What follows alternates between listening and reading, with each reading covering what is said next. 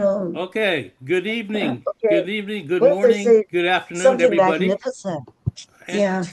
And Dorothy, okay, hi, I Allan. got the floor. Turn up your volume.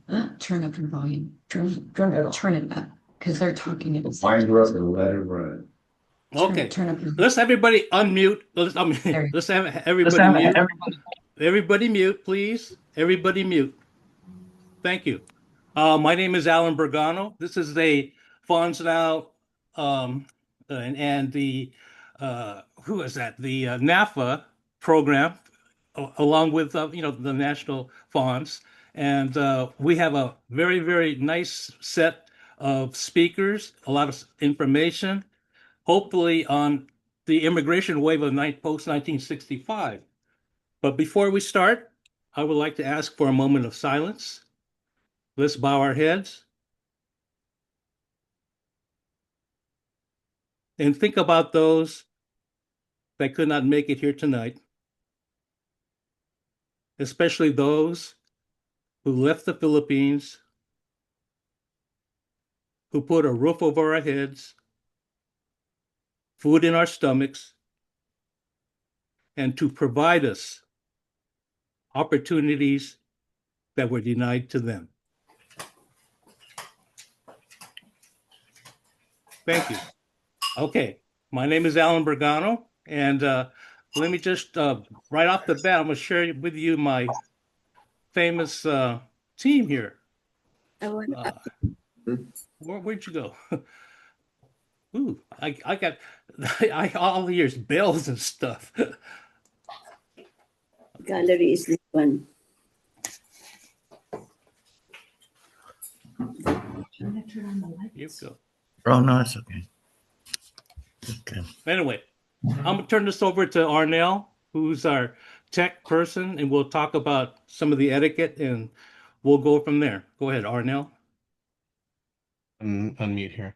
So just before we all start, just to be polite, we do have some Zoom etiquette. Please make sure that your mics are muted if you're not speaking, so we allow our presenters or our moderators to be heard. Please be polite to all of our attendees and moderators. Any untoward behavior will result in you being muted or removed from this presentation. You can also present questions at the end of the presentation. So when everyone's done, then we're going to have a panel where you're going to be able to speak and present your questions. You can also type them up in the chat if you have no way to speak clearly, and just want to make sure that everyone can see your question. That's all I had to say. Thanks, and have a good session. Okay. Thank you, Arnell. Moving along, Auntie Dorothy is going to talk about the history of the U.S. immigration law. Auntie Dorothy and we've been linked for a long time, since I was in kindergarten. And we've been through a lot of episodes since 1971, starting with the Far West Conventions, of course, FONS. And today, Auntie Dorothy has brainchild or thought about this whole program, focusing on the 1965, post 1965 immigration wave. And I found it very useful because when I moved here to Virginia Beach from Seattle, I didn't realize Filipinos lived here. And because the majority of the population here in Virginia, I'd say about 80%, 90% came after 1965. And so when I live in a population where a majority of the Filipino Americans came after 1965, and they are not in history books, they're not in classes, it's like, well, what is being taught about them? And that kind of stuff. And hopefully we're going to stimulate thought. Mute for my computer when you're done. All right. That's something. We're going to stimulate thought for further research on this project. So without further ado, Auntie Dorothy, you got the mic. Unmute, Auntie Dorothy, and unmute.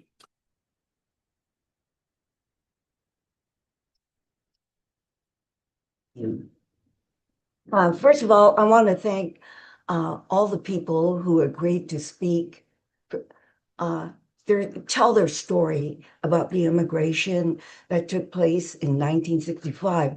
Very briefly, I want to say, doing some research, the immigration laws passed by Congress since the early or the mid 1800s were specifically designed to keep out people of color.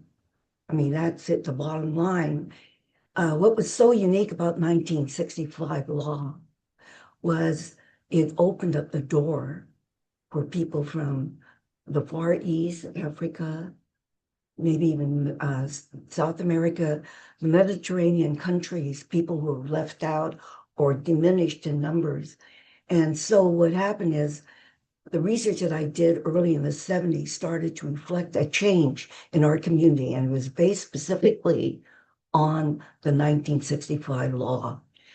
By the late 1970s, Filipino immigration was higher than most countries in Europe.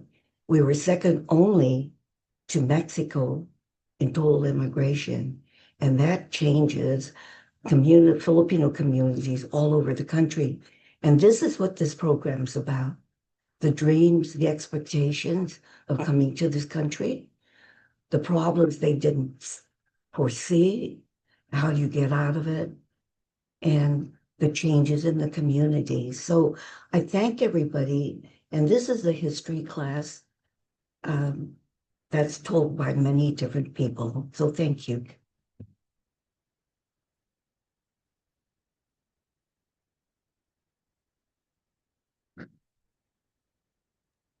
Well, I got muted. Anyway, thank you, Auntie Dorothy. Next up is Juanita Tamayo Lott. Juanita is one of the frontline troopers at San Francisco State University who helped start the ethics studies program. And so we're glad to have her, and we'll take it over to you, Juanita. You have the floor. Thank you, Allan. You can look at my bio, and that's where my email is if you want to have any questions about my presentation. I want to first thank Auntie Dorothy and Uncle Fred, whom I met in 1972 and have followed me throughout my career from both coasts, from San Francisco to Washington, D.C. to Chicago and back to Seattle. So thank you, Auntie Dorothy. Also, thank you to Allan and Weena for meeting you back on the East Coast, and Arnell for doing the logistics of this. I want to make two prefatory remarks. First is, and we see this in Ilocano as well as Tagalog and other cultures, you can't know where you're going if you don't know where you're from, where you've been. And the second one is because I am a retired federal statistician and demographer from the Census Bureau. It's very important because at the end of the day, you have to know the numbers. People always say, okay, what are the numbers? And if you aren't counted, you don't exist. You're invisible. And that's why I suggested that we have this review of how many Filipinos have always been in the United States. So if you could, Arnell, show up the first slide, I would appreciate that. One sec, sorry. Is the screen up? Thank you. You're welcome. Can you make it bigger or wider? I cannot. And let me see. No, I can't. I'm sorry. Oh, okay. Well, then it's really hard to see the numbers. But I'm calling this Understanding the Numbers of Filipino American Stories. Did that help? That's pretty good. I can see it. Thank you. Before and after 1965. So if we can scroll down to the second to the second screen, please. Okay, so this is based on U.S. Census data, 1910 to 2020. Now, we understand the first of the documentation in 1763 that in Malo, Louisiana, we had the first permanent Asian Filipino settlement in North America. And I say North America because the United States did not exist until 1776, as we all know. We did not have the first census until 1790. And don't forget, there were only 13 colonies, 13 states at that point. So the first time Filipinos get mentioned, are documented in the numbers, is in 1910 And there's various ideas about there were 109 people in Louisiana and 17 in Washington state. There's other data that say there were 160. And we all know that, the entry of Filipinos in the United States starts at 1906 when the Hawaiians plantations recruit Filipinos, and also because the U.S. Navy is recruiting Filipinos. For those of you who are familiar with the Arcadia series, Filipinos in the U.S., that documentation is in pictures of folks about who was in the Navy in 1906 and who was in Hawaii, etc. All right, so going on into 1920.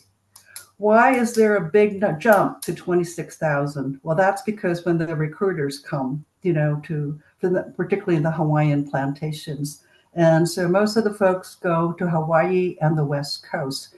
Now, it's problematic about I'm not quite sure what that 20,000 includes, whether it includes Hawaii, because as we all know, Hawaii was a territory then. It was not a state. So the capitalistic need for more human capital raises the number of Filipinos to 45,000. They continue to recruit from the plantations, the rest of the West Coast industries.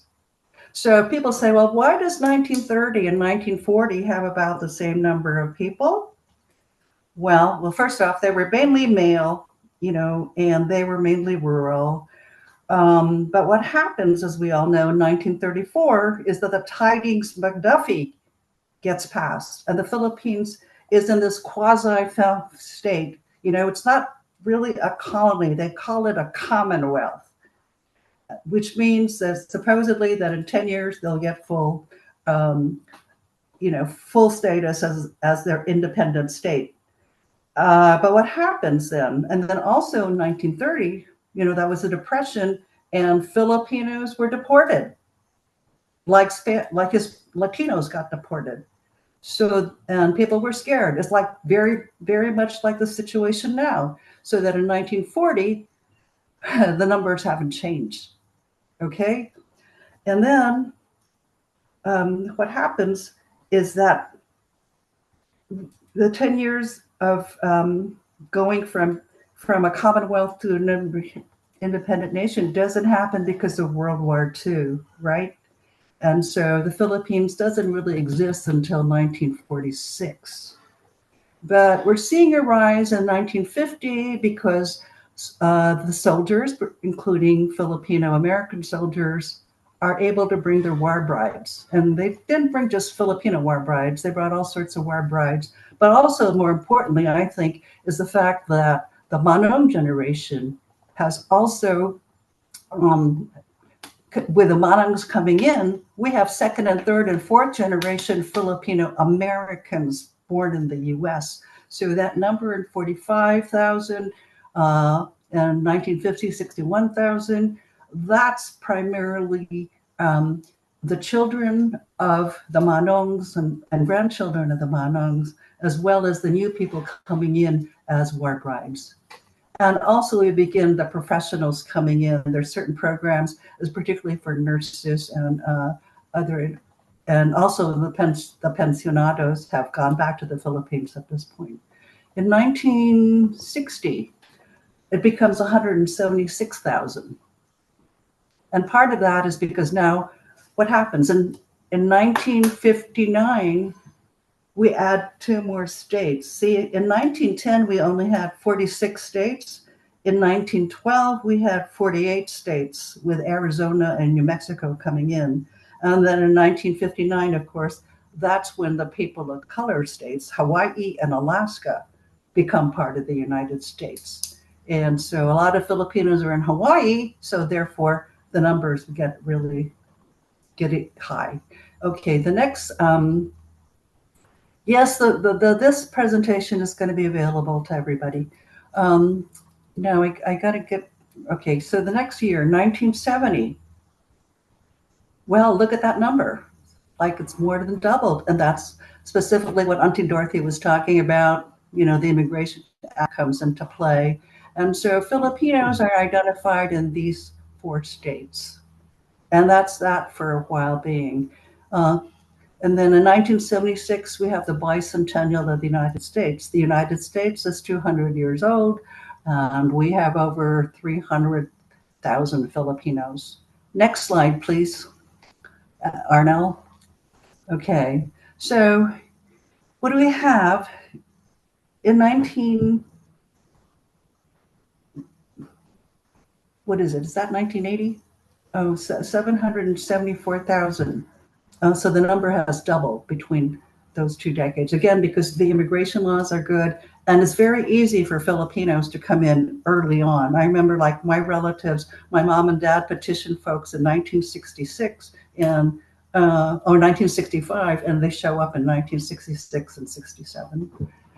Okay, and then in 2000, we continue to grow because we have both the growth, and not just the immigration, but the birth of different generations, children of the post-65 and pre-65 folks. And so then in 2000, you get, over 2 million folks, and now they're spreading out more to other parts, New Jersey in particular, New York, the East Coast becomes, and Nevada become places where Filipinos are. And then we have the, centennial of the United States. I think it's important to note that, by 1990, we're also talking about a Filipino community that is biracial and multiracial. Because we know Filipinos have a high interracial marriage rate. And so in 2000, you've got a 50-50 pre-65, post-65 folks. In 2010, we are the second largest Asian American group at 3.4 million. So we rode that statistic for a while. And then in 2020, we became 4 million people. And again, that's the immigration plus natural birth rate. And then what happens is we know from the 2020 census that we become the third largest Asian American population because Asian Indians outnumber us, and number 1 is Chinese. But of the 4 million people who identified as Filipino in the 2020 census, that is U.S. residents, 1/5, at least 1/5, identified as multiracial, that they were other things besides Filipino. And so I want to close by showing you where we were in most of the Filipino population, 40% in California and Hawaii, Texas, but we're also being distributed across the geography of the United States. We're in the South, we're in the East Coast, we're in the Northwest.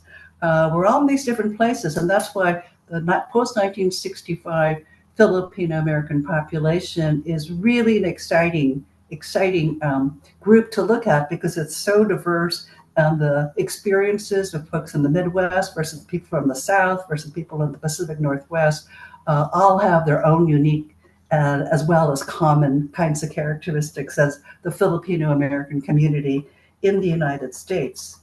And so I wanted to leave you with 2 thoughts.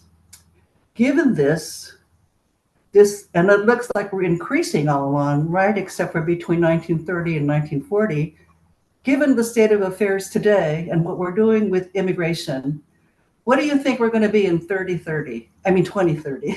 Don't want to go to the next. That's a really good question. I wouldn't be surprised if the numbers go down. And so the last thing I wanted to share with you is the Census Bureau is looking for temporary enumerators. We're going to have test sites for 2026 census test sites, and they're looking for people that are in Colorado Springs, Huntsville, Alabama, the tribal lands in Arizona, also South Carolina, and the Western North Carolina, and Western Texas. And those jobs will start in January. If you're interested in those positions, you can email me. My email is in my bio. Thank you. All right. I'm Thank you, done. Juanita. Moving on, we're going to have our first panel, the family reunification. Emil Guillermo is going to be our moderator. Thank you, Allan. I'll just take it from here. As I said, I was asked by Auntie Dorothy to be the initial speaker to put into context the stories, the importance of our stories. And so I wrote a poem as the poet laureate of Ripon, California, about the Filipino experience. And I am going to go slightly longer, but not very long. It's not Homer, but it is my American Filipino Odyssey, a whole life impacted by history. There are numbers, but stories are blood evidence we were here. This is my Guillermo family story in blank verse truth. Let us skip over the Spanish-American War and how the U.S. bought the Philippines from Spain. Let us skip over how the Philippines responded by creating the first Asian democracy. The U.S. took note and launched its imperial war against the Philippines, 1899 to 1902. 1 million deaths later, America, the free colony, colonized the Philippines. In 1906, my father was born under the American flag, a farm boy with nothing in Laoag, Ilocos Norte. America gave him English and the history of the Philippines, written by a Harvard man, the stamp of colonization. By 1928, Willie Guillermo asserted his status as a legally undocumented American national, not a citizen, just a ward of the state, the little brown brother with entree to America. Willie and his brother Joe, with their pomaded hair and one good suit, each took a boat to San Francisco just in time for the Depression. As the Locos farm boys, they wanted something better, so they shunned California's Central Valley and stayed in the city to work the kitchens. They lived where the Filipinos could live, amongst the blacks and other Asians. They couldn't be citizens, couldn't vote, couldn't marry whom they wanted, not their own kind. There were few Filipinas. The ratio was 1 Filipina to 14 Manongs. It was the math. Anti-miscegenation laws created a bachelor society. They were just here to work the fields, not to live nor drop seeds. So they took white jobs and white women. That was the Filipino problem. Filipinos with their fighting cocks and white women caused riots in California. The chickens and the sex were that good. Fermin Tabera was shot in Watsonville. Filipinos were lynched in Lodi and Stockton. Politicians called for self-deportation. My dad was invisible in the San Francisco fog. A generation passed from 1928 till after World War II. My mother was in Japanese-occupied Manila in Tondo. She hid under sewing machines in the seamstress shop to avoid being forced into service as a comfort woman. She escaped when a Spanish patron took her under her wing and brought her to San Francisco. Lola Angelita was not my Lola. She was my mother's savior. My dad, the Ilocano cook, met my mom, the Tagalog comadre, while shopping for groceries. The lost generation was found. I was born in 1955, the same year as Disneyland. The 14th Amendment, my e-ticket concerning U.S. citizenship, conferring U.S. citizenship. The moment I wrote down my mother's birth canal on U.S. soil, a Splash Mountain photo. But America was still black and white. Were Filipinos even included in the Civil Rights Act of 1964? Did that mean us? LBJ's Great Society also saw the passing of the 1965 Immigration Act. On October 3rd, the Hart-Celler Act. That meant us. The 65 law negated the racist quotas from the 1924 Immigration Act, the most restrictive immigration law in U.S. history. The 65 law enabled my father and his brother to petition for the son of a brother left behind. Naring, who followed in the restaurant trade, was the human unifier, fetching 12 Guillermos by year 2000, all by himself. Through painstaking waits and backlogs, deferred dreams, and even a murder. We were numerous, but we had little power.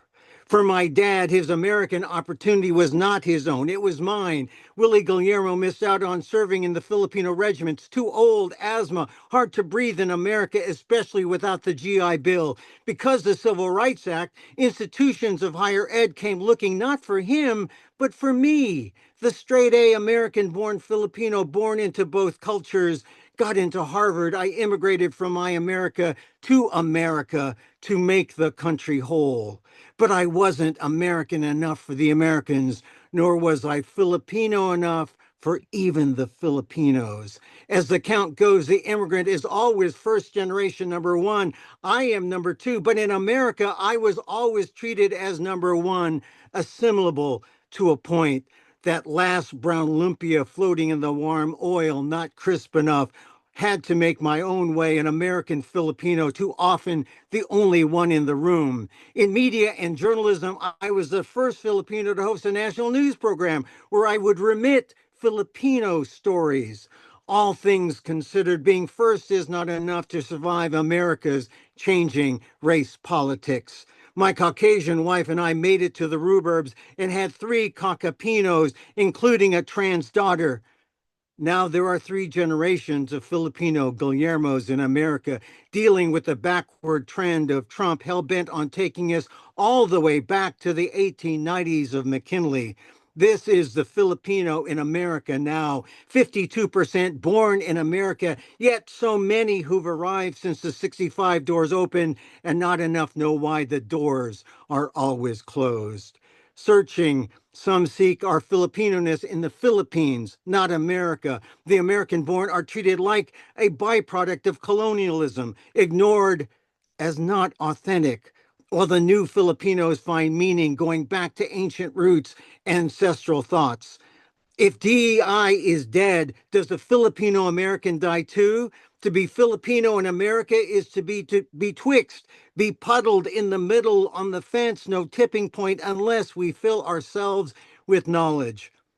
Our history, our stories make us whole, or we recycle our experience.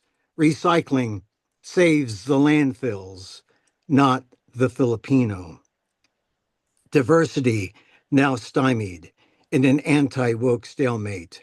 We go further, beyond identity, to the degree we can, we American Filipinos.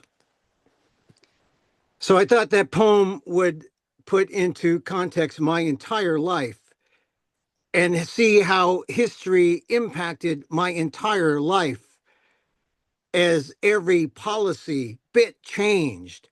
And so now we get a whole life, how we were all impacted. And you can hear the universal truths that come from history in the blank verse that is history. And so now we begin by talking about post-65 because it's important. We came in post-65, but we did not come in. We were still limited. And so let us go to our first speaker who will share these post-65 experiences with us today. Our first speaker. Hi, thank you. Good afternoon, everyone. My name is Anabel Garcia-Andresen. And first of all, I wanted to thank Auntie Dorothy for inviting me to share part of my story with all of you. And so I wanted to start with of course, our family migration to the United States, right? So our family migration to the United States started with my father and the U.S. Navy. So I'm going to share my screen real quick here and show you this, a picture of my father and my mother. Sandali, please. That's my father, Jesus Liwana Garcia, and my mother, Ethel May Williams Garcia. It started with my father and the United States Navy. Although my mother's father was a Buffalo soldier, due to many complex circumstances, my mother remained in the Philippines until she married my father in 1970. My father was first stationed in China Lake, California in 1969. He returned to the Philippines to marry my mother, Ethel May, in 1970. He then went to Vietnam in the first half of 1971, and by October 1971, he was stationed at Pearl Harbor. And this is the year when my mother and oldest sister joined him in the United States. I don't remember much about my early life. I remember smells, like the smell of freshly baked bread, or the sampaguita flour, and snapshots of time, like family events, riding my bike down hills, my sister Margaret regally performing a Filipino cultural dance from the Muslim community, and listening to church on a tape deck. So fast forward to when my family moved to Guam, because life in the Philippines could no longer sustain our family. There weren't any jobs where my father could make enough to support us. And so we moved to Guam because my sister had married someone and he got stationed on Guam. I didn't realize that I didn't really see myself as Filipino until I came to Washington State for college. And even then, when I came here, I didn't say I was Filipino necessarily, but that I was Filipino from Guam. On Guam, a majority of my interactions were with brown folks. The white and black folks that I interacted with tended to be those with connections to the military bases. And initially, we lived near the Navy base in Pidi, and then we moved to Tamuning, my sophomore year of high school. My interactions with the Filipino community was mainly through church, and then when I was at school. I hung out with different groups, not necessarily having one group that I would hang with. And I didn't join the Filipino club because although they didn't exclude me, I didn't feel like I connected with them.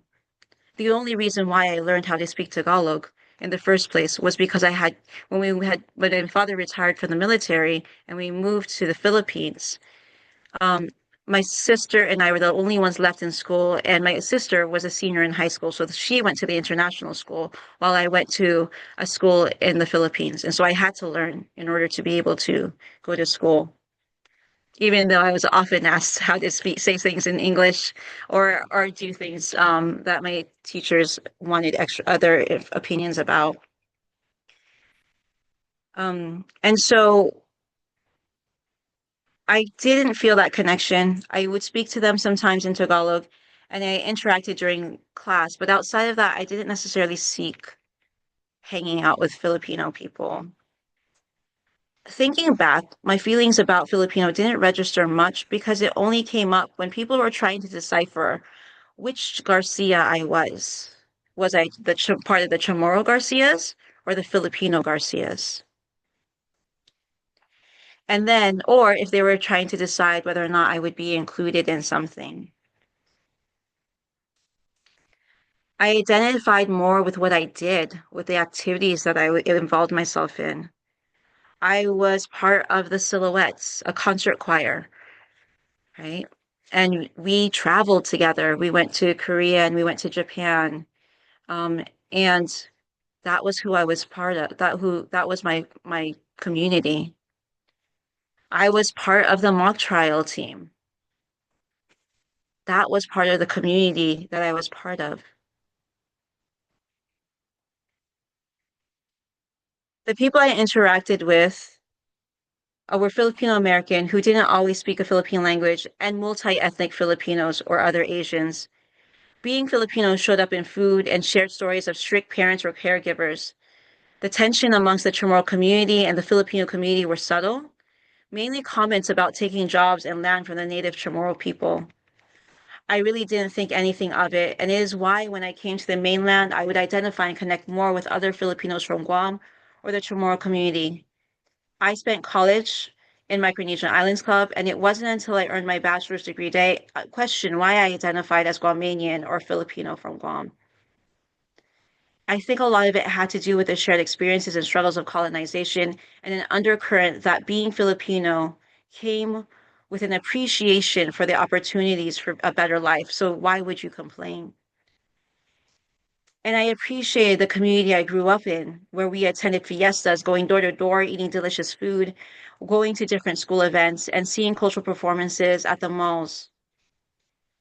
And then when I came to the mainland, Washington State, it was my classes that I took with Auntie Dorothy and my class that I took with Auntie Dorothy and Uncle Fred. That's where I started thinking about what it meant to be Filipino. And then the Filipino youth activities, going to the Filipino youth activities and going to FANHs. And then also realizing that it was important to start thinking about what it means to be Filipino in the United States. So with my husband, we started working on a curriculum. This was many years, many decades in the making, not even starting from with Auntie Dorothy and Uncle Fred, but even before that, where we wanted to have a curriculum to share our Filipino American history, our Filipinx American history. And although there's still much to unpack and unlearn, both personally and as a community, we are in a time where each and every one of our stories form the narrative of what it means to be Filipino American in America. Because there is no one story that defines Filipino America or Filipino American, all of our stories create our narrative, and there is not one way to be Filipino American, but many that continue to shape who, that continue to redefine what, and who we are here in a land that is neither ours or theirs, but that of our Indigenos and that of our indigenous peoples of this land. Thank you so much for this opportunity, and thank you for this time. I appreciate you all. Anabel, Yes. Anabel, thank you very much. A reminder that e pluribus unum could be e pluribus Filipino too, in many one. And thank you for sharing the Guamanian perspective. And we'll ask more questions at the end as we have more time. But thank you for participating and sharing your story. Our next story is the War Bride family, and it's the Seattle perspective of Emily Lawsin. And I'm very pleased to bring her up here now. Emily? Thank you, Emil. Thank you, everybody. Thank you, Auntie Dorothy, for asking us to be here. And thank you to FANHs Now and Allan and Arnell and everyone in Hampton Roads for facilitating this. I'm going to ask Arnell if he could share my slides. If you have the informational packet, the link to my bio and the link to these slides are all on that blue link where my hyperlink, my name is Emily Lawsin. Can you go to the first slide? Okay, all right, so yes, okay, second slide, sorry. Okay, I'll just say next. I can't see you, Arnell, so.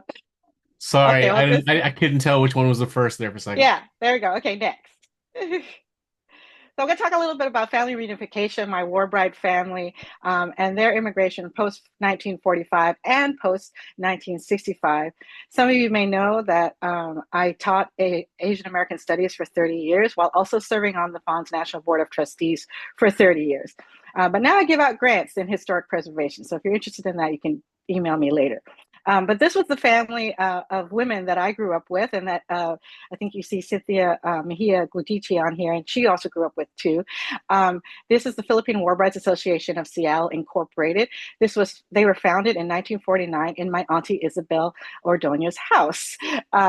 And they were the subjects, many of them were the subjects of my master's thesis in Asian American Studies from UCLA. And you can find an excerpt of that article in the FANHs Journal. You can actually download it now, digitally archived on the FANHs Journal. And that link is also in my bio. Next slide. And here they are again in the 1970s. That first slide was 1960s. This is the 1970s. My mother, I forgot to point out, my mother, if you can tell, I don't know, is the third from the left standing, and her sister is seated right next to Cynthia's mom. Cynthia's mom is seated on the right, and my Auntie Nora Espanol is the one next to her. And Seattle folks could probably name all the other folks here, but we'll keep going to the next slide. So I did oral histories of these women, and this is my mom in the middle, Emma, and her two sisters. And when I used to volunteer with Detroit Summer doing organic gardening, we were taught about the Three Sisters Garden that Native Americans have, and I always loved that metaphor because I grew up and we had three sisters. I have two sisters, and my mother had three sisters. But the Three Sisters Garden concept is that you plant beans, squash, and corn together because those three vegetables help root the soil and help nourish each other. And that's what I think of when I think of these three sisters, because that's what they did. They planted roots for our family, helped nourish our soils to the future. So when I did the oral history of Auntie Isabel Ordoña, she was the first of our family, my mother's family, to come. And I asked her how she met Juan Ordoña, or Uncle Johnny as we called her, an Ilocano Manong from Seattle, who was a master sergeant in the 1st Filipino U.S. Army Regiment. She said, well, actually, when I was 16 years old in 1945, my responsibility was going to the market and buying the food, no means of refrigeration. So Nora, my older sister, went with me. At that time, we went to the market. The market is at least about 2 miles from our place. Go to the market. We had to pass by my old school, Rizal Elementary School. This is in Tondo. And then we crossed the bridge to the pre-till market. That elementary school was my old school, and they took that over. Coming back, I met my future husband, Juan, or Johnny. He was attached to the PCAU, capital P, capital C, capital A, capital U, Philippine Civil Affairs Unit. He was stationed out there. They took Rizal Elementary School to be their headquarters, and he was on guard at that time. So we passed him by almost every day. He proposed to my mom and my dad that he wants to marry me, and it's all this process. It's a big meeting. They agreed, so they set up the wedding. At the time, Manila was just recovering from the war, and there's no clothes to be had. And so my wedding dress was made of a parachute. It's a white parachute. I had a short dress, and I was married at Santa Monica Church in the Philippines, June 10th, 1945. Meanwhile, one population study showed that before the war, males comprised an overwhelming 95% of all Filipinos, the Manongs, in the state of Washington. But by 1935, exclusion laws and immigration quotas had limited Filipino immigration to the U.S. to only 50 per year. However, this all changed with the passage of the War Brides Act of 1945, which temporarily waived quota restrictions for alien spouses and dependents of servicemen. Auntie Isabel was one of those war brides that helped the Filipino population of Seattle triple in size in the post-war period. And after giving birth to her first child, they boarded a military transport and arrived in Seattle in November 1948. They lived in the Central District of Seattle. She and Uncle Johnny bought a house on Capitol Hill where the Jean Lynn School of Nursing at Seattle University currently stands. In 1949, she became a founding member of the Philippine War Brides Association of Seattle, an organization that is still in existence through their children. And it was conceived of and founded in her house during a party, of course. She was homesick though, and she used to write her parents and her sisters in the Philippines of how homesick she was. So 10 years later, she convinced her elder sister here on the right, Nora Espanol, to move to Seattle with her Army husband, Eddie, and children. A few years later, my mother, Emma, decided to visit, and Auntie Isabel introduced her to Uncle Johnny's cousin, Leandro Floresca. And if you know, the Ordoñas and Florescas are also related to Auntie Dorothy, Cordova. So long, big lineage. They fell in love, and my mother stayed.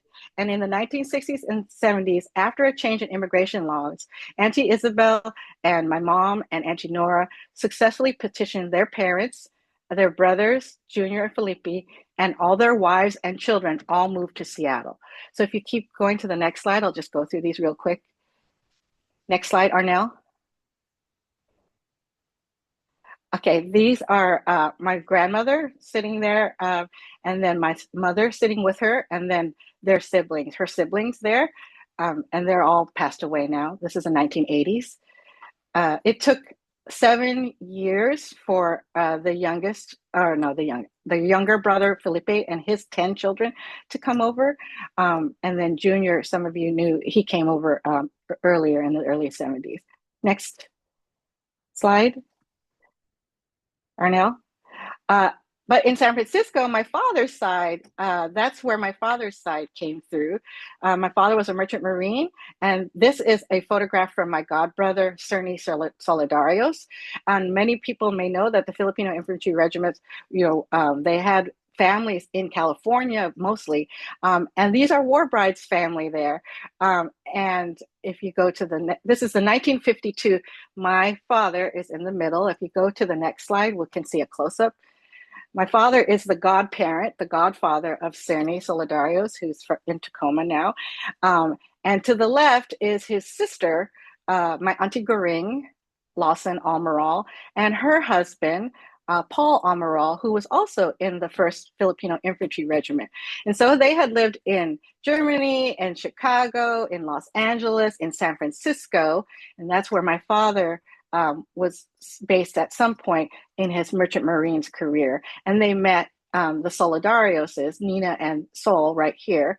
And then they all ended up in Seattle or Tacoma in the 1960s.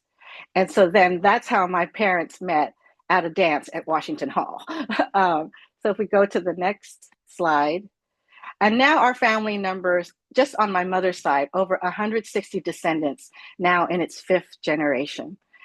So you can see the power of these 3 sisters and the garden that they planted. Thank you. And the next slide, I think, is you can contact me, but you can see all that in my bio. Thank you, everybody. Emily, thank you. Boy, you could have been in San Francisco. I could have met your family if they stayed in San Francisco instead of going to. Yes. I know you probably know my Uncle Merto, who was a merchant marine. Yes, thank you, and Juanita for laying the groundwork too on that data. Thank you. Oh, thanks, Emily. All right, and so we got the War Bride situation, and now next, also the power of the sisters, the power of the women in terms of populating America. Let's bring up Lourdes Markley, our next speaker. Lourdes? I think Lourdes is here. Okay, I'm here. Hi, Lourdes.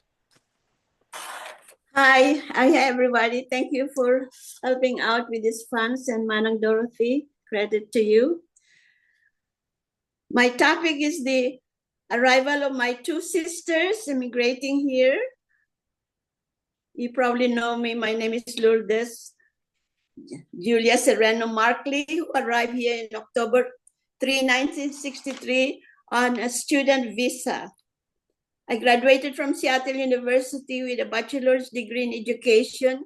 In 1970, the same year, I got married to Charles Richard Markley and studying here to be a lawyer at Lewis and Clark in Portland, Oregon. I was naturalized citizen in 1974. I convinced Charlie that I would like to have my 2 sisters to come here. At first, he hesitated, but I convinced him that it takes many years to wait for their visa's approval. We should sign the immigration paper petition for alien relative. It's called I-130. Sign it, send it, and decide on our final decision to bring them later here when their papers are approved or when their turn to immigrate comes up. 2 years later, we petitioned my 2 sisters, Shoni and Emma, to come as my siblings. Emma has a bachelor's degree in nursing, BSN, and has worked in Nagilian and Cabal, La Union, and at King Fahd Hospital in Al Khubar, Saudi Arabia, as a nurse. After waiting for 12 years, Emma, my younger sister, arrived to join my family in 1988. My first child, Julie, was 12 years old then, followed by John, 9, and Maria, 7. We happened to go to Canada on her arrival by boat, our own boat. My older sister, Shoni, arrived in 19 1996 after 19 years of waiting, together with her single or unmarried children, Raquel, 20 years, a graduate in hotel and restaurant management, while Enrico is 17-year-old senior high school student who eventually graduated from Grant High School in 1998 near my house. Shoni's oldest daughter, Rowena, was married and had 2 children and did not qualify to immigrate here. Sorry to say we did not petition my brother, Gabriel, an engineering student. Emma, who arrived in 1988, became a naturalized American citizen in 1994 and worked as a CNA at Good Samaritan Hospital in Portland, Oregon for many years, 20 years, until she retired. Shoni early days volunteered as a reading tutor at Grant High School, Holyrood Elementary School, and Whitman Elementary School, and eventually worked as a regular volunteer in the lunchroom at Salvation Army at Silvercrest apartment for many years, which is next door to the Salvation Army cafeteria building. Both of my sisters lived with us temporarily until they were independent and could live on their own. I'm indeed truly grateful that my Caucasian husband petitioned for them, and I thank God Almighty for having them here in the United States of America. Manang Dorothy wanted me to add this one. Ruth Ulandria was a medical graduate in the Philippines, a doctor, a physician. But when she came to Portland, Oregon, she worked as a nurse on the 4th floor, medical floor at Good Samaritan Hospital. And Emma verified this because Emma worked there too. She is highly qualified for her management and supervision because she was a licensed doctor in the Philippines. My guess is she did not decide to take the nursing physician test. And Ruth and husband Willie Orlando were very active founding fathers of the FANHs Oregon chapter. Did it. That's great, and you deserve all the plaudits. Thank you, Lourdes, for telling us your story. Moving along, we're going to go to the U.S. Navy story. Oh, you want to show? Okay. Who is that?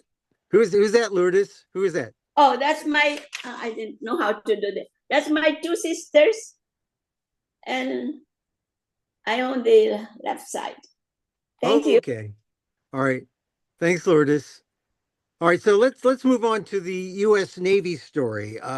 My daughter, one of the benefits of the U.S. Navy is that if you're lucky, you get stationed at Pearl Harbor, which my daughter is right now. So she's very lucky, and I'm lucky because I'll get to visit her at Pearl Harbor. Felix Tuyay is going to tell the U.S. Navy story, post 65. Felix?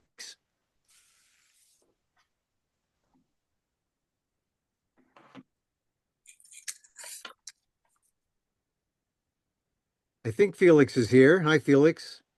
No? Okay. All right. All right. Okay. Yeah.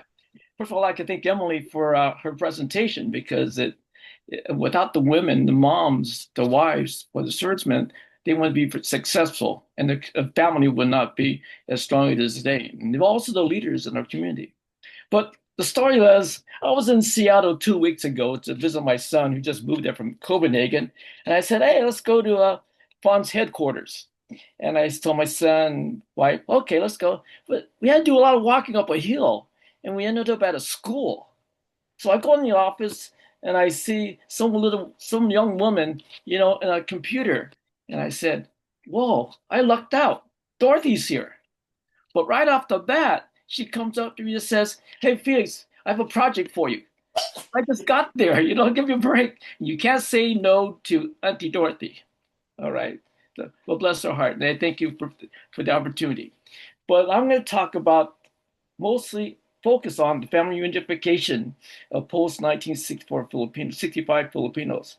Now, my history, my experience is mostly pre-1965 because both my dads served from 1928 to 48. But my knowledge was loudly, strongly from personal family members, those uncles who were in the Navy.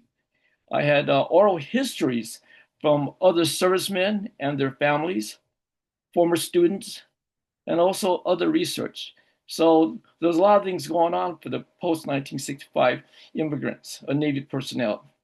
So my focus is basically family reunification of post-1965 Filipinos in the United States in San Diego. I'm going to do a really brief history, talk about some of the push and pull factors of immigration and service in the United States and their experiences. Again, I also want to focus on family reunification. So here we go.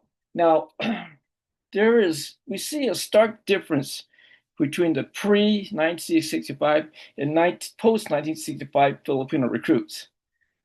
The first wave, well, a lot of these, they knew English.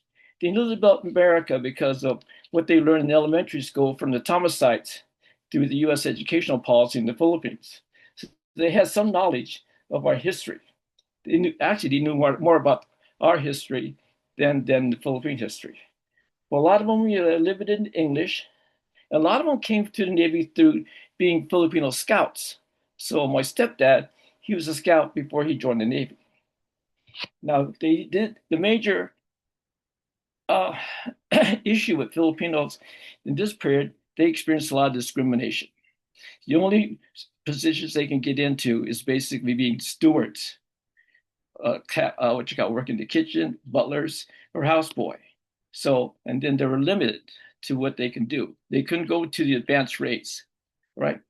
But their main contribution of these Navy families was establishing a community. Okay, what happened? Filipinos were allowed to bring their wives. Okay, well, first of all, they were able to get citizenship in 1940 from the Nationality Act in 1940. So they were able to establish families, which led to a community through through family get-togethers, as well as regional organizations, which they helped form and organize. Now, for the post-1965 servicemen, they were better prepared than the first wave. A lot of these folks had some kind of college education. Okay, they knew a lot about U.S. history because of, the media, publications and stuff like that. They knew about U.S. culture and history and Hollywood stars. We see a lot of recruitment during this post-1965 because this is time of Cold War. So there was a lot of buildup for the military. And in San Diego, we had a lot of defense industries and a lot of Filipinos, found jobs after the Navy, after they served in the Navy. Now, we also see major changes in terms of rates. They don't have to be a steward. They get into the med tech. They become med techs, electricians. So these rates were more available for them because it started when the black sailors, demonstrated during the 1970s. So basically, we see the change for better pay and better rates because of the involvement of blacks in the civil rights movement in the 1970s. Okay. Now, things also changed was a guy named Admiral Zumwalt. He had the Z-grams, where again, he would push for more technical and specialized ratings for Filipinos. Also, they could wear mustaches and they could wear their khakis outside the base because people like bell bottoms back then, and they had it.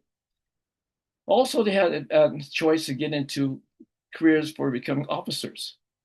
But the most important reason why they joined the Navy was U.S. citizenship. U.S. citizenship, okay? We see it could bring the families, and we see a lot of these folks start to live in homes, especially around naval bases, especially in San Diego and Norfolk, Virginia. Now, in 1947, they had this military base agreement which again started a big increase of military Navy recruits, but it was stopped in 1992. Okay. Now, I was going to talk about the Filipino mafia, but I don't want to talk about that. I'll talk about that later. Okay, that type of stuff. Yeah, you know, if your uncle was what you got part of the mafia, when you had this pen that said U.S. government, you know, our uncles used to liberate a lot of the stuff at the storekeeper's house, office, and stuff like that. But again, we see, again, this was a path for U.S. citizenship, all right, that type of stuff. Now, a lot of things when I talk about this post-1965, I'm going to focus on some of the commonalities of these guys, all right? First of all, the push factor, why did they leave the Philippines? Again, poverty, health issues, safety, also avoiding the corruption and threat to civil rights and liberties, especially during the Marcos administration times, stuff like that. They wanted safety from government and military abuses. It's interesting, a lot of our former teachers here in San Diego were former activists in the University of the Philippines. And that's why they had to get out, because of Marcos. So again, for them, a lot of push factor was insecurity, safety, and survival. The pull factors, again, were basically social and economic opportunities, okay, better schools, okay, family reunification. You get to live with your family or near what you call regional townmates who were also there too. And the possibility of bringing your family members to the United States was very, very important to them. And being a U.S. citizen benefits everybody. All the benefits of U.S. citizen was the attraction. Also, the U.S. Navy benefits, better pay, housing, medical, advancement, education, retirement, and GI Bill. A lot of my early students in the 70s, a lot of these guys were there for the GI Bill, which they deserve it, right? And yeah, a lot of their majors would be general studies or refrigeration and repairs. And they would listen to baseball games during my class with their transistor radios, you know, stuff like that. But they deserve it. Now, other things we're supposed to talk about today is what expectations do you have of America? Well, basically freedom and opportunities. And a lot of times uncles say, we joined the Navy for adventure. All right. They want to talk about how poor they were. They just say for adventure. Again, Navy provided better living conditions, safe from violence and natural disasters, job advancement, especially in terms of the defense industries during the Cold War, better schools, and attainment of degrees. And we see a lot more of these folks who joined in 1965 would just do their 4 years and try to get jobs out in the general public and go to better schools. Okay. But there's still racism there, especially in terms of moving up in the, ranks in the military. There's still, favoritism for those who are mostly white, right? So with all this benefits they had, we see now in San Diego, a somewhat middle class Filipino community because of Navy benefits, because of their retirement. They might get disability. They got GI Bill. Then they joined the civil service, like a post office, postman. Then they get retirement from there. And again, and the wife is a nurse or a teacher. So when students tell me, my dad would tell me, we have no money. Well, you got 5 sources of income, you know, just by the Navy and the civil service. Now, also during this time, our community was very conservative. Okay, a lot of them were pro-Marcos, but there was also a lot who were afraid to speak out against Marcos, this regime. So during this period, we see a lot of activism going on. It was very difficult to organize in our community because of them being conservative. Okay. Now, what were the obstacles you overcame to be American? Well, what helped the post-1965 Navy men, they had families here already and were established. We see an establishment of a stable Filipino community. Hey, Felix, I appreciate going into this. We're going to go into some of the martial law things, but can you've gone about 10 minutes already. Can you go wrap it up 10 in minutes? Oh, I'm sorry. Okay. Yeah, can you wrap it up in about a minute? Okay, Just sure. 60 seconds? Okay, yeah. Thank you. What the memorial benefit of the Navy was basically citizenship, security, and safety.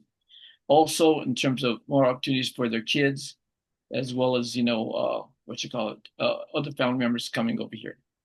Okay, again, sorry for that. Thanks for your time. That's right. No tariff on going overtime. No, Okay. no tariff here at FANHs. Okay, thank you. Hey, All right. thanks, Felix. And Well, also, I like to hear about the Navy because I know about San Diego. I know about Norfolk. My daughter is now in Pearl Harbor. That's family unification. I get to go to Pearl Harbor to see her now because okay. her family's based there. Anyway, thanks, Felix. Thanks for You're your welcome. presentation. Thanks, Now we're going to bring up our next speaker who will talk about from the islands to the archives, tracing family roots, preserving heritage, and finding home. So that next time when Auntie Dorothy calls you, you'll say, yeah, I've got a presentation all here ready. I've researched this already. So let's bring up Tony Dove, who will come and talk about these items. She's the presentation just before our break. Tony, are you there? Hello, yes, I'm here. Hi, Tony. Hi, how are you today? Fine. Good. You're outside. You're outside. I am. I'm usually outside. It's my favorite place in the house, so or out of it, I guess. Are you in California? I am not. So I'm actually in the mountains of Northern Virginia. Wow. Okay. All right. Well, let's hear about tracing family roots and all that. Thank you. And actually, so my story actually has some parallels with Anabel's, but I'm just going to go ahead and hop into it. My name is Tony Dove.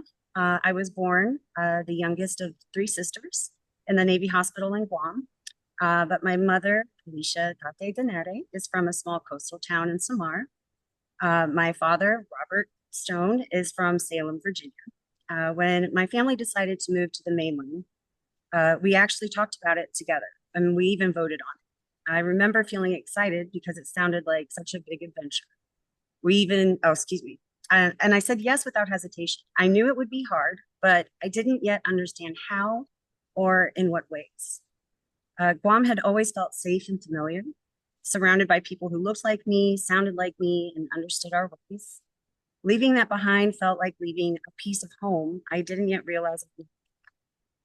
When we arrived in America, I expected freedom, opportunity, and maybe a little magic, the kind of new beginning that you see in movies. And while some of that was true, what I didn't expect was how different it would feel suddenly to be the outsider, and the reality hit hard. Leaving wasn't just moving houses, it was leaving a piece of my world behind. I remember my dad took me for a drive to Gab Gab Beach one last time. I was 10 and I used to ride my bike freely there every week. That day, he explained gently that the mainland beaches wouldn't be like this, and that the world as I knew it was about to change. It was my first real sense of finality and a memory I've revisited countless times. It taught me how to hold on to what I love, even as life moves forward. Adjusting to school was difficult too. I remember one afternoon at the park with my sister. 2 other girls were playing nearby, and we all started talking. They were curious about our accents, and most people were at the time. And they kept asking us to say different words. When we got to the word band, my sister and I said it the way we always had, bond, with a long A sound, because as we all know, in Tagalog, there's no short A sound. The girls laughed and said, it's band, not bond. I don't think they meant to be mean, but on the walk home, my sister and I quietly practiced the word over and over. Band, band, band, trying to get it right. That was the first time I realized that language could make you feel different too. That single sound could draw a line between who belonged and who didn't. Another difference I noticed early on was how casually kids here spoke to adults. In the Philippines, and even in Guam and Hawaii, no one ever calls an adult just by their first name. It's always ate, kuya, auntie, uncle, lola, lolo. Titles carry warmth, respect, and connection. So even something as small as hearing a child call an adult just by Tom or Lisa felt jarring and strange to me at first, like something was missing in the way we related to one. Being American hasn't always been easy, or excuse me, being Filipino American hasn't always been easy. There were moments of microaggressions and feeling like I didn't fully belong in the Filipino community. But, excuse me, being called deluded or treated as less than, but those experiences taught me resilience, humility, and the importance of respecting both cultures. Even now, I'm learning how to balance my Filipino roots with my American identity, keeping both alive without losing either. I think a lot about my children and the culture they inherit. They've never experienced typhoons, power outages, or missing school for weeks. The realities that shaped my upbringing. And yet they are proud of who they are and sometimes remind me of small things, like telling a teacher last year that I was born in Guam. Those moments make me grateful and inspire me to continue passing down our stories. For me, being Filipino American is not about leaving one culture behind. It's about weaving together the best of both. My Filipino roots and my American experiences coexist to create a unique identity that I hope to honor and share. Thanks. Tony, thank you for that. I thought you were going to get more into the nuts and bolts of how to, because it says, tracing your roots, but you are tracing it, as you go along. You're finding out about yourself and your life. And I cut a lot out just to try to help. Just to try to help. Time-wise, hey, look, we'll come back later, and when there's more time at the end, and we'll have people ask you questions about how you did X and Y and Z, but I think everyone is happy with your presentation, especially Auntie Dorothy. So thank you very much. I appreciate your time. Okay. That's it. We got a break. We got to take a little break here. Tony, this is last minute for her. Okay. She's our newest member here at FAWNS Hampton Roads, and now she's our secretary. Anyway, we're gonna take 5 minutes and do what you need to do. What time do you have? It's 2:09. Okay. 2:09. Okay, we'll start at Stockton, Erica. 5:15 is what? 2:15? Yeah. We'll start again at 15 and 2:15. 2:15, 5:15. Okay. Thank you, great. everybody. Thanks, Tony. Arnell, why don't you play some music or something? I think this session was supposed to go into professionals. Yeah. We're supposed to go into professionals. Yeah. And then we have two of the other than professional and family reunification. So we have 7 speakers in an hour. Yeah, we have 45, 55. We have like 55 minutes allotted, so we should hit it. We'll hit it. We should do it. Yeah, we should do it. Yeah. We'll be done. We'll start at 5:15. Okay. Because some of these guys, I don't even think they're going to be here. Okay, like these two. All right. Well, maybe anyway. we'll call ICE and find out if they got picked up. Okay. Yourself on mute. Put yourself on mute. What? Mute. Put yourself on mute. Yeah. Am I what? Put it on mute. Mute yourself. Mute. Just mute. Let's hear some audio. Video.